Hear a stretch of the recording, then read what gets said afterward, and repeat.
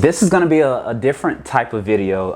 In this video, of course, I want to explain why the currency is valued so low in the continent of Africa. Keep watching.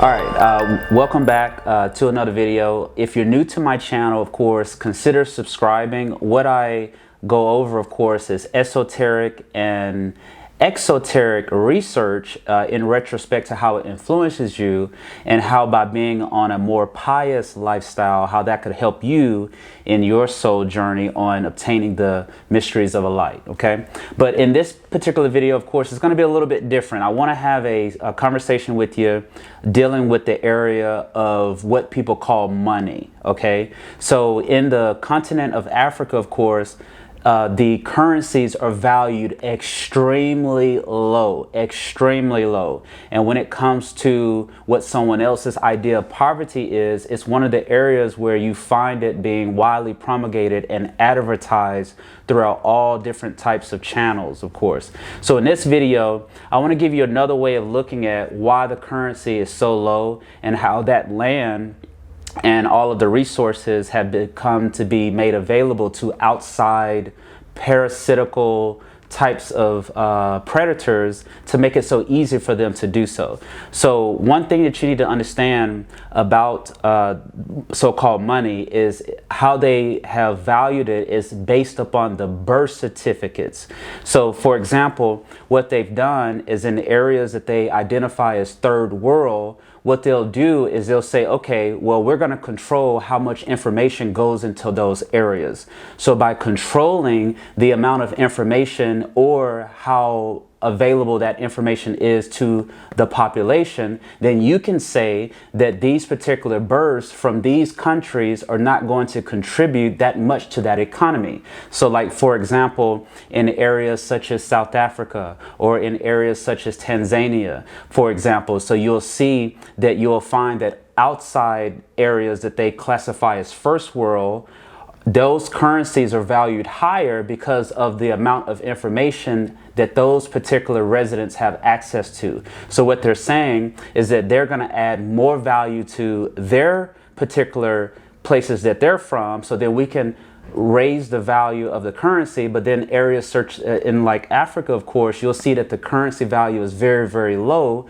because they're basically saying that what they're going to contribute in terms of careers, what they call positions in companies, or their abilities in technology or advancements and so forth, is going to be very, very low, without actually letting you know that the reason being is because they're controlling the amount of information that goes into those areas. So by controlling the amount of information that goes into those areas and making it to where it's not widely available to the population, then you can say that those particular births are going to be more ignorant, which is the reason why they classify it as third world countries. And it's very impossible for a place to be third world when you're hours ahead of all of these places that are claiming to be first world.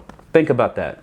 So I wanted to give you another way of looking at it, because now you can understand how they've been able to come in and pretty much buy up and control all of the resources in areas in the continent of Africa, where if the currencies were backed by the actual resources of the land, then it would have the highest value of the currency. But because they can manipulate that and say, okay, well, let's change it by saying we're going to back the value of currency based upon the birth certificates. So what they're saying is that they're predicting what each birth is going to contribute to that economy, and based on those types of statistics, they're able to say that this currency is going to be valued at this compared to this currency that's valued at that. So it'll make it easier for people from these areas to come in to these areas and pretty much buy up everything. And then now you can see the reason why you'll have a place that is being controlled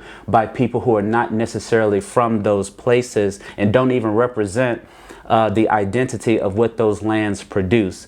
So then when you look out and you wonder why 5% of a population controls over 90+% of the wealth, then you can kind of make sense of how they've manipulated, or how it's been manipulated to be able to come in and do things that the people that are actually in those places are unable to accomplish. And that's because they're basing the value of the currency based off of what they are predicting that that particular being is going to produce to that economy during a specific lifetime. So that's how they're valuing currency. This has been a question that I've been asked in terms of hey, why is it so easy for someone to come from this place, you know, with their euros or whatever the case may be, and then be able to do things that the residents can't do within their own place? And there's your answer. Your answer is quite simple, and it's based upon controlling the amount of information